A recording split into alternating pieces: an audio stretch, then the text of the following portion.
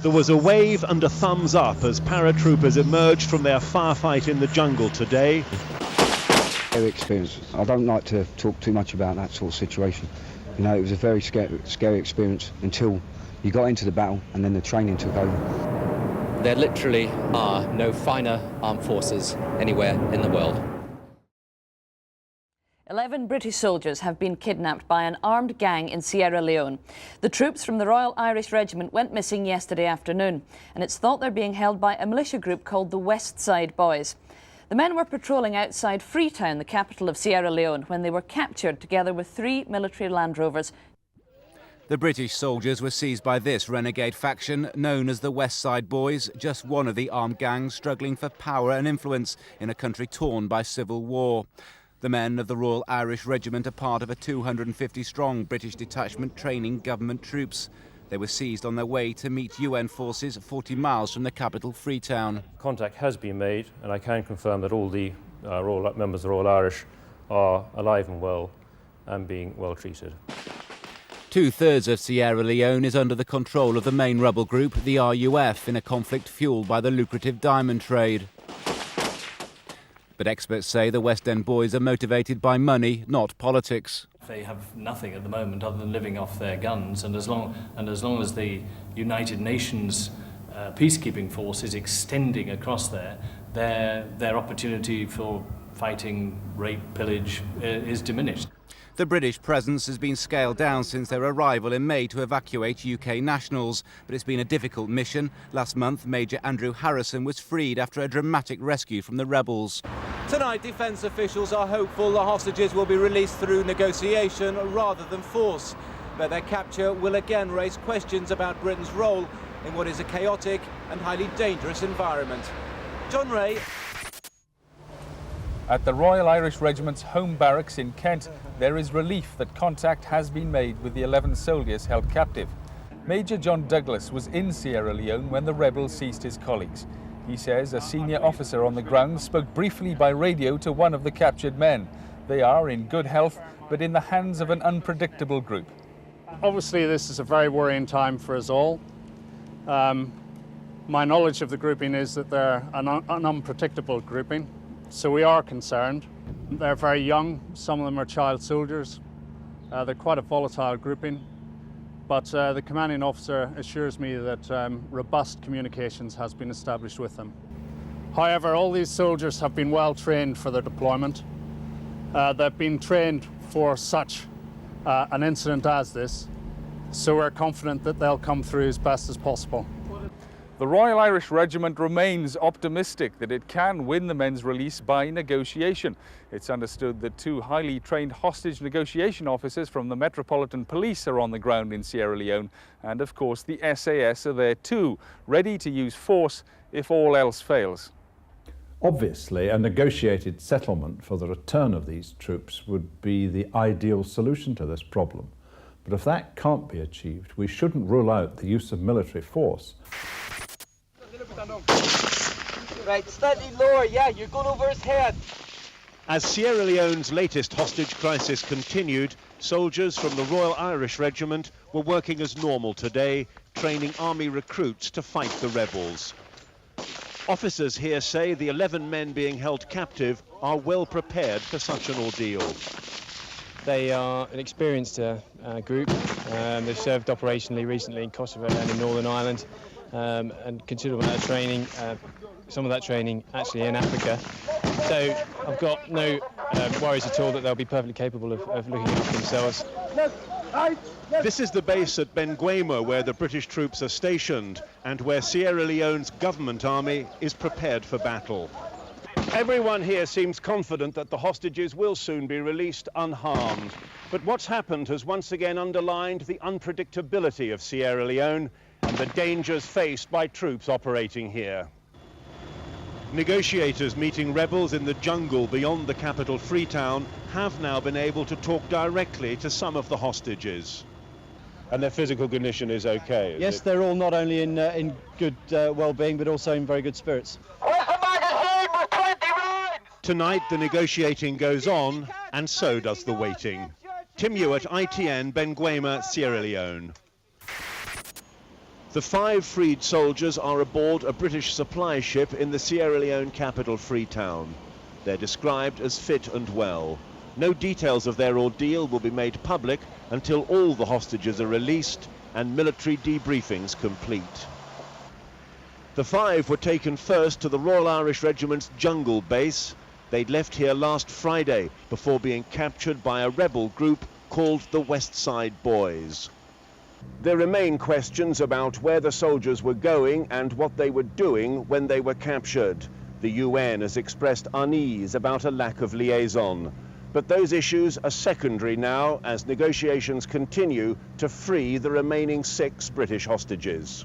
We will leave no stone unturned in all our efforts to try and make sure we get them back to where they belong, back with the battalion. As the waiting continued, it emerged that the West Side Boys had been handed an army satellite phone as part of a deal to free the first 5 men. The group used the phone to give a radio interview. At the same time, British officials revealed that 1 hostage had been beaten up. As negotiations drag on, there is inevitably mounting speculation about a military solution, some sort of rescue operation. A British paratrooper has been killed in a rescue mission to save 6 soldiers held hostage in Sierra Leone. 12 other British troops were hurt, 1 seriously. The hostages are tonight all safe on board a Royal Navy ship. 25 of their captors were killed.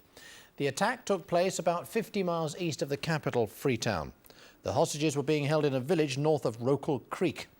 About 150 paratroopers attacked the rebel camp there by helicopter and at the same time raided another rebel stronghold south of the river.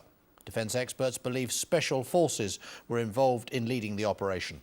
Tim Hewitt reports from Sierra Leone. There was a wave and a thumbs up as paratroopers emerged from their firefight in the jungle today. The road to the scene of their battle was sealed to all but military traffic. The only information about what happened carefully controlled by senior officers and the Ministry of Defence. At 6:30 this morning, just before first light, an operation was launched by the British military forces here in Sierra Leone to secure the release of the 7 hostages that were held by the West Side Boys. That operation is still ongoing. However, we can say that the hostages are all alive and back safely in British hands. It was described as a joint operation involving all 3 arms of the military. RAF Hercules transport aircraft flew the Barras to an airfield beside one of the many UN bases here.